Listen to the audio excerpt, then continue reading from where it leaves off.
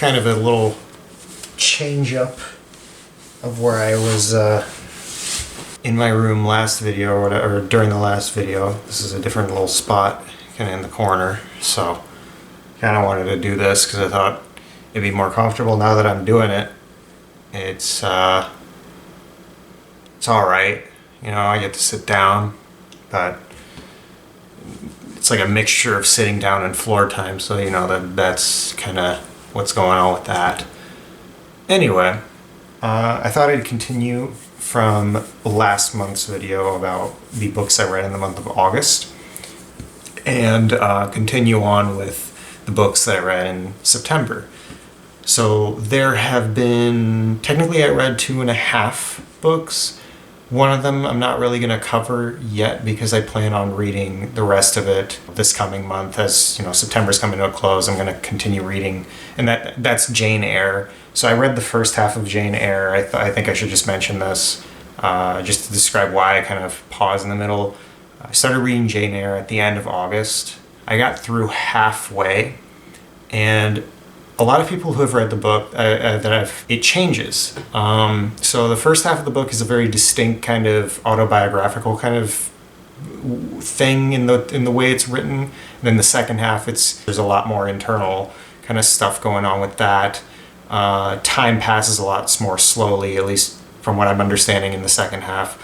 And so I took a break for a second in the beginning of this month to kind of recuperate, read some other books that I wanted to read, and then I'm probably going to go back to it, or intend on going back to it sometime the coming month of October, as you know, one of the books that I will finish off and kind of read at that time.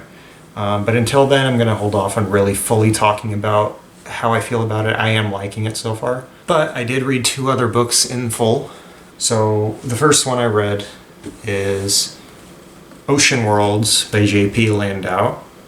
This is basically a space exploration type book where a group of astronauts essentially travel all the way to Saturn to do probing and testing of specifically the moon Titan and Enceladus, that one moon that it's theorized to have an ocean underneath the surface and so on. So they travel to it. There's a lot of tribulations along the way, especially as they're kind of doing all this testing and stuff around Saturn, and a lot of shit goes wrong.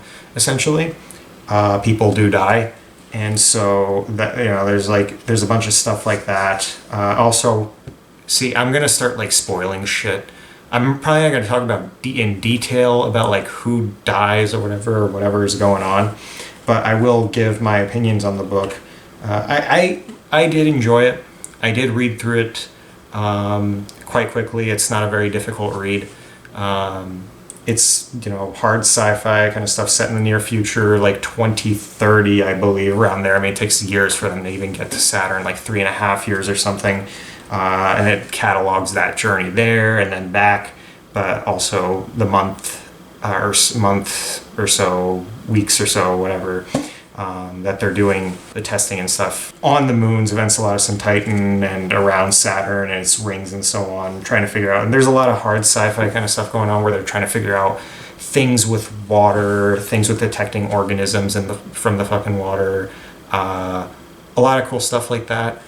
The one thing that I wish this book done differently or just better, I mean, maybe, I don't know if I would say better because it's its own kind of thing, but I do wish the characters were a little bit more interesting because we do spend a lot of time with these characters, and I wish, I don't know, I wish we had a first person perspective from it as opposed to a third person sometimes, and I also wish there's more interesting character development for some of the characters, because some of them are just the type of characters you would see in the movie Armageddon or some shit, where they have their own backstory on Earth and their own stuff going on while traveling to Saturn and doing this mission, but at the same time you're kind of wanting them to have more of a psychological aspect to them, but there's not enough of that in my opinion in this book, but it's its own thing. I also, one thing I was expecting more of in this book was Lovecraftian kind of cosmic horror. I was wishing there was more of that. There was some, and it was good when it would appear. I just wish author kind of would more directly sort of play on the whole cosmic horror of the whole thing, because it really is kind of the perfect setting for that, around Saturn and stuff. And they do have their own cosmic horror elements. It can't be the whole book. I don't know. I guess I was just expecting more of like a Lovecraftian type thing going into this. While there's a lot of stuff to like about this, I do think it's a good book. It's just not quite what I was expecting, what I would have wanted from this type of a novel. That being said, I mean, it's still pretty good. And I essentially, I do recommend it if you're into like hard sci-fi, kind of space travel, kind of shit going wrong, kind of, in space, that kind of a thing. It's pretty good. There's future implications about, space travel. There's a lot of research done into this as to like how realistic this is, the likelihood of us being able to pull this off at some point. There's a lot of like appendix, like things in the appendix for that, and sources and things like that you can look into. So there's a lot of good stuff like that in this book, should you want to read more up on it. But yeah, I mean, my only gripes really is just some of the character development and the type of characters we have, as well as I wish there was more cosmic horror going on, but I understand that, it's just not quite my thing as much as I was expecting it to be. But yeah, especially like the first, we know so much about these characters kind of going in, and I wish there was more.